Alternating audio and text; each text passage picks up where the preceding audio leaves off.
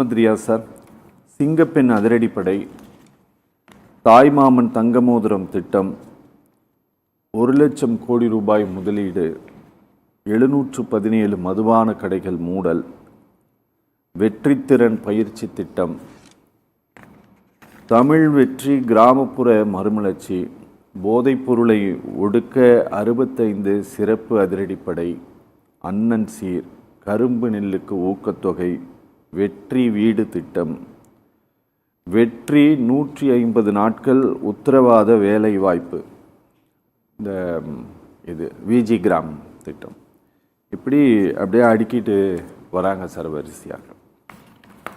Sir, வெறுப்புகளை கடந்து நீங்கள் கூட்டணியில் இருக்கிறீங்க. இருந்தாலும் இந்த ஒரு 100 டேஸில் அட்மினிஸ்ட்ரேஷன் லெவலில் என்ன பெரிய சேஞ்சஸை இந்த அரசு கொண்டு வந்திருக்குன்னு நினைக்கிறீங்க? நான் மறுபடியும் ரொம்ப தெளிவாக சொல்லணும். நான் காங்கிரஸ் மேனாக சொல்கிறேன். 100 நாளில் ஒரு முயற்சியை தான் எடுத்திருக்காங்களோ இல்லையா, இது மிகப்பெரிய வெற்றியில் அடைஞ்சுதானா? இல்லை. ஏன்னா நாங்கள் உண்மையை பேசிய பழக்கப்பட்டோம். வெற்றியை மிகப்பெரிய வெற்றி அடையலை, முயற்சியில் வெற்றி அடைஞ்சிருக்கலாம். திட்டங்கள் வெற்றி அடைஞ்சுதானா? இல்லை. நீங்கள் பார்த்தீங்கன்னா 717 மதுக்கடைகள் மூடியதா சொல்கிறாங்க இல்லையா, இதுக்கே வரும் ஒரே ஒரு சாப்டர். ஒரு மதுக்கடையை, அந்த மதுக்கடையை அந்த இடத்தினுடைய ஓனரு வேண்டாம் எனக்கு கொடுத்துருங்க, இடத்த ப்ளீஸ் கொடுத்துருங்க அப்படின்னு கெஞ்சி கேட்டார். எப்போ? கடந்த திராவிட முன்னேற்ற கழக ஆட்சியில் கிட்டத்தட்ட 1.5 ஆண்டுகளாக தனது மனநலம் பாதிக்கப்பட்ட குழந்தைக்கு மருத்துவ செலவுக்காக என் இடத்த விற்கணும், அதற்காக என் கடையை தயவு செய்து காலி பண்ணி கொடுங்கன்னு கெஞ்சினார், மன்றாடினார். நடக்கலை. அந்த ஆட்சியாளர்களால் நடக்கலை. நானும் நினைச்சேன் தாவேக்கா வந்துடுச்சு, விசாகன் அவர்லாம் இப்போ தலைமுறை ஆயிட்டா, அப்படி ஏதோ ஒரு வழக்கில் தலைமுறை ஆயிட்டாரு, ரைட்டு. இப்போ இருக்கக்கூடியவர்கள் உண்மையாகவே மக்களுக்காக சேவையாற்றக்கூடியவர்களாக இருப்பார்கள் நினைச்சேன். பட் ஏமாற்றம் தான். இன்னைக்கு வரைக்கும் சார் நீங்கள் என்ன நினச்சிட்டு இருக்கீங்க? ஒரு மதுக்கடைக்கு 4,500 ரூபா தான் கவர்மெண்ட் கொடுக்குது. அங்கு வேலை செய்பவர்கள் இன்னைக்கு வரைக்கும் 45,000 50,000 வாடகை கொடுத்துட்டு இருக்காங்க. ஒவ்வொரு கடைக்கும் மதுக்கடைகளுக்கு 50,000 வாடகை கொடுக்குறாங்க. அது எக்ஸ்ட்ரா அமௌண்ட் வாங்குறதுல தானே கொடுக்குறாங்க. இந்த 10 ரூபாயை ஒழிப்பதற்கான முயற்சி போயிட்டு இருக்கு. முயற்சி தான் வெற்றி அடைஞ்சிருக்க வழியா இன்னமும் வாங்கிக்கிட்டு தான் இருக்காங்க. இதெல்லாமே தடுக்கப்பட வேண்டும். என்னன்னா, நல்ல திட்டங்களை கொண்டு வர வேண்டும் என்று ஆட்சியாளர்கள் நினைக்கிறார்கள், அதை அரசு ஊழியர்கள் நிறைவேற்ற மறுக்கிறார்கள். நினைப்பது ரைட்டு, தப்பில்லை. அது நடக்கிறதா என்பதை ஆய்வு செய்ய வேண்டும். ஆய்வு செய்யவில்லை என்று சொன்னால் தோல்விதான். ஒரு விஷயத்துல பார்த்தேன் சார், அவர் கெஞ்சி கூத்தாடினார் சார், கடந்த ஆட்சியாளர்கள் கிட்ட மன்றாடினார். அராஜக போக்கு தான் கடைபிடிக்கப்பட்டது. இன்னைக்கு அழுதுகிட்டு இருக்காரு. இன்னைக்கு போன் போட்டு அழுதாரு, அண்ணா இது மாதிரி நடந்துட்டு இருக்குன்னா என்னால் முடியலன்னா, என் குழந்தைக்கு ட்ரீட்மெண்ட் செலவு பார்க்கணும்ன்றாரு. காதுல போட்டுக்க மாட்டாங்க அதிகாரிகள். வருமானம் வர்றதை நிறுத்தணும்னு நினைக்கல. இந்த 717 கடைகள் எந்தெந்த கடைகள் மூடி இருக்கிறார்கள்ன்ற லிஸ்ட் தயவு செய்து வெளியிட்டாங்கன்னா நல்லா இருக்கும். இப்போ கூட வரும்போது பார்த்தா சார், கல்மண்டபம் மெட்ரோ பக்கத்திலே ஒரு கடை இருக்கு. அது மிகப்பெரிய ஜங்ஷனான ஏரியா. அந்த இடத்துல ஒரு கடை இருந்து ஓடிக்கிட்டு இருக்கு. ஸோ இதெல்லாம் கூட மூடலாம். அது கொஞ்சம் நடவடிக்கை நல்லபடியாக துரிதமாக எடுக்கணும். ஆட்சியாளர்கள் நினைக்கக்கூடியதை நிறைவேற்றக்கூடிய அரசு அதிகாரிகள் இருக்க வேண்டும். இல்லை என்றால் அந்த அரசு அதிகாரிகளுக்கு தண்டனை கொடுக்க வேண்டும். நீங்கள் இதுவும் ஏன் சார் அடுத்தது லஞ்சம், அதாவது சார் பதிவாளர் அலுவலகத்துக்கு கடந்த திங்கட்கிழமை எங்கள் செய்யூருக்கு வராங்க சார். வரும்போது ரெகுலரா லஞ்சம் வாங்கிட்டு இருக்கக்கூடிய அதிகாரி, அப்பா இந்த ஆட்சி வந்துடுச்சு கண்டிப்பா மாட்டுவார்னு நினைச்சிட்டு இருந்தேன். லீவை போட்டு போயிட்டாரு சார்.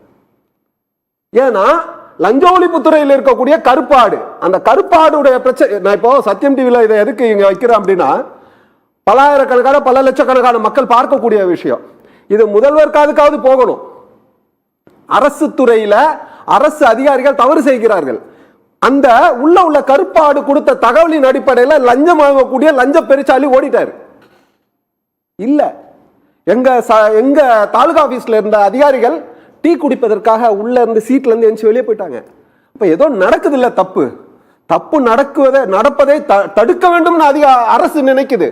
அதை அரசு துறையில் இருக்கக்கூடிய அதிகாரிகள் அலட்சிய போக்குனாலையும், அவர்கள் வழக்கமாகவே வந்துட்டாங்க, 60 ஆண்டுகளாக ஒரு பாதையில வந்துட்டாங்க, அந்த பாதையை விட்டு மாற முடியல. அதன் வெளிப்பாடாக தவறுகள் தொடர்ந்து நடந்து கொண்டே இருக்கிறது. தவறுகள் நடப்பதை தடுக்க நினைக்கக்கூடிய ஆட்சியாளர்களின் எண்ணம் சிறப்பு. அதை நிறைவேற்றாமல் மறுக்கும். தொடர்ந்து தனது புத்தியை தான் செயல்படுத்துவேன், தனது தவறான கொள்கையில் தான் ஈடுபடுவேன் என்று ஈடுபட்டு கொண்டிருக்கக்கூடிய அரசு துறையில் இருக்கக்கூடிய அரசு அதிகாரிகள், அரசு ஊழியர்களுடைய அலட்சிய போக்கை நாங்கள் வன்மையாக கண்டிக்கிறோம். இதே டிஎம்கே இருந்தாலும் இப்படி தான் பேசியிருப்பீங்களா? புரியல சார். ஒருவேளை திமுக ஆட்சியில் இருந்திருந்தாலும் இப்படியே தான் பேசியிருந்திருப்பீங்க. யார் ஆட்சியில் இருந்தா நமக்கு என்ன சார்? தவறு நடக்கிறது என்றால் சார் ஒரு முயற்சி இருக்கு, அந்த முயற்சி தோல்வியில முடியுதுன்றதை தெரிஞ்சுக்கணும்ல. அரசு அதிகாரிகள் செய்யக்கூடிய தவறை ஆட்சியாளர்கள் தெரிந்து கொள்ள வேண்டும்ன்றத நம்மளோட எண்ணமா இருக்கு. சார், எதிர்க்கட்சிகள் முன்வைக்கக்கூடிய சட்டம் ஒழுங்கு பிரச்சனை, போதைப் பொருள் கலாச்சாரம், அதுக்கு ஏதாவது நீங்க சொல்ல விரும்புறீங்க சார்? போதைப் பொருள் கலாச்சாரத்தை ஒழிப்பதற்கான முயற்சியில ரொம்ப வேகமா பல இடங்கள்ல போதைப் பொருள் அழித்தொழிக்கப்பட்டிருக்கு. இது இந்த விஷயத்தை சொன்னா இந்த விஷயத்தை சொல்லணும் இல்லையா? மது கள்ள சந்தையில மது விற்றவர்கள் பாதியாக குறைக்கப்பட்டிருக்கு, முழுவதுமா ஒழிஞ்சிடுச்சுன்னு நான் சொல்ல மாட்டேன். கள்ளச்சந்தையில் விற்றவர்கள் எங்க ஊர்ல வந்திருக்கக்கூடிய காவல்துறை அதிகாரி சிறப்பா செயல்படுறாரு. பல இடங்கள்ல குறைச்சிருக்காங்க, ஃபுல்லா கிளியர் பண்ணல. அதுல மாற்று கருத்தே இல்ல. நான் மறுபடியும் தெளிவா சொல்லுவேன், ஏன்னா நான் உண்மையா தான் சொல்லுவேன், மாற்றிலாம் சொல்லல, நடக்கக்கூடியதா சொல்றோம். நான் சொல்றேன் கேளுங்க. இந்த ஒரு நாள் தமிழ்நாடு போலீஸ் எல்லாம் அப்படியே நடந்து போய் அப்படியே வாக்கிங் பரேட் போனாங்க.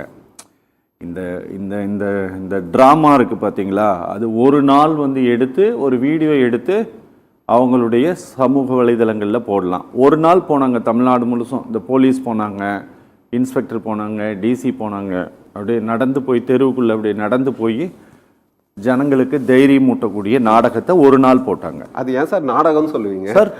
100% அது ஒரு விழிப்புணர்வு முயற்சி. அது 100% நாடகம் சார். இல்ல அது 100% நாடகம். அது 100% நாடகம். யாரையோ ஒரு காவல்துறை 1,23,000 பேர் இருக்கிறாங்க இங்க, சரியா? அவங்க வேலையை செய்யணுமே தவிர யாரையாச்சும் ப்ளீஸ் பண்றதுக்கு வேலை செய்யக்கூடாது. அவங்க டியூட்டியை தான் செய்யணுமே தவிர முதலமைச்சர்கிட்ட நல்ல பேர் வாங்கணும், பொதுப்பணித்துறை அமைச்சர்கிட்ட நல்ல பேர் வாங்கணும், இந்த நல்ல பேர் வாங்கணும்னு அவங்க வேலை செய்யக்கூடாது தவிர அவங்க வேலையை தான் செய்யணும். ஒரு நாள் எடுத்து எல்லாரும் நல்லா ரீல்ஸ் போட்டாங்க சார், சூப்பராக இருந்தது, பார்க்கறதுக்கு நல்லா இருந்தது. ஆனால் இன்னைக்கு லா அண்ட் ஆர்டர் அப்படி தான் இருக்கா? இல்லை சார், அது வருத்தப்படக்கூடிய ஒரு விஷயம் கூட. இன்னைக்கு கூட தஞ்சாவூரில் நடந்தது. தஞ்சாவூரில் ஒரு ஏதோ பேனர் பிரச்சனைன்னு சொல்லிட்டு சாலை மறியல் பண்ணிட்டாங்களாம். அந்த பிரச்சனையில ஒருத்தன் அவசரமா போறாரு, ஒரு இளைஞர், அவரை வழிமறிச்சு பிரச்சனை ஓடிட்டு இருக்கும்போது காவல்துறை அதிகாரிகள் அவரை அடிப்பது. காவல்துறை அதிகாரிகளுக்கு பொதுமக்களை அடிப்பதற்கான அதிகாரத்தை யார் கொடுத்ததுன்றதான் நம்மளுடைய கேள்வியா இருக்கு. அப்படியே நடக்குது சார். அந்த காவல்துறை அதிகாரி மீது இன்னைக்கு நடவடிக்கை எடுத்தார்கள் என்று சொன்னால் இந்த ஆட்சியாளர்கள் மீது ரொம்ப சிறப்புன்னு சொல்லலாம். நடவடிக்கை எடுக்காத பட்சத்தில் தவறு என்றுதான் கூறுவோம். தவறுதான், சரிதான். அது யாராக இருந்தாலும், யார் செய்தாலும் தவறுதான். அந்த நபர் அடிச்சதுனால திருப்பி அடிக்கிறாரு. திருப்பி அடித்த நபருடைய நிலைமை இன்னைக்கு என்னன்னு தெரியல சார். கூட்டு போயிட்டு என்ன அடி அடிச்சாங்க தெரியல. உள்ள ஏத்தும்போது ஒருத்தர் வயிற்றுல ஏத்துறாரு. என்ன அடி அது? இதெல்லாம் பொதுமக்களை நடத்தக்கூடிய செயலா? ஒரு சிலர் சார் காவல்துறை என்ற பெயரில் காட்டு மிராண்டித்தனத்தை கட்டவிழ்த்து விடக்கூடியவர்கள் நிச்சயமா தவறு. நீங்க சொன்னீங்க ரீல்ஸ் எடுப்பதற்காக செய்தார்களா? சரி, தவறு. அப்படியே இருந்தாலும் அது தவறு தான். ஆனா அப்படியே ரீல்ஸ் எடுப்பதற்காக செய்தவர்களுக்கு ஒரு பல நல்ல காவல்துறை அதிகாரிகள் இருக்காங்க சார். தவறுகளை தடுப்பதற்கான அதிகாரிகள் இருக்காங்க. தவறை மென்மேலும் உயர்த்தி பிடிப்பதற்கான அதிகாரிகள் இருப்பது தவறுன்னு தான் சொல்றோம்.